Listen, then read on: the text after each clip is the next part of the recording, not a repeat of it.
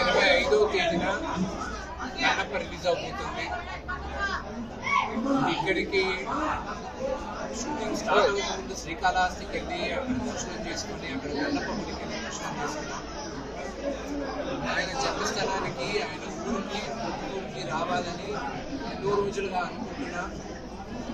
ఈరోజు వాళ్ళు అనుమతించిన మేరగా నేను వచ్చి దర్శనం చేసుకున్నాను. నేను నమ్మేది ఏంటంటే ఎప్పుడైనా దేవుడు దర్శనం చేసుకునేటప్పుడు దేవుడు అనుగ్రహం ఉండాలి, వాళ్ళ అనుమతి ఉండాలి, వాళ్ళ చోట శైలిలో ఉంటాను. ఈరోజు వచ్చాను కన్నప్ప ఊరికి. ఈరోజు ప్రపంచానికి నేను చెప్తున్నాను. దాదాపు 50 సంవత్సరాల తర్వాత మళ్ళా తెలుగులో కన్నప్ప చిత్రం చేస్తున్నాం. శివుడి ఆజ్ఞతో ఈ తరానికి కన్నప్ప కథ చెప్పాలని మేము ప్రయత్నిస్తున్నాం.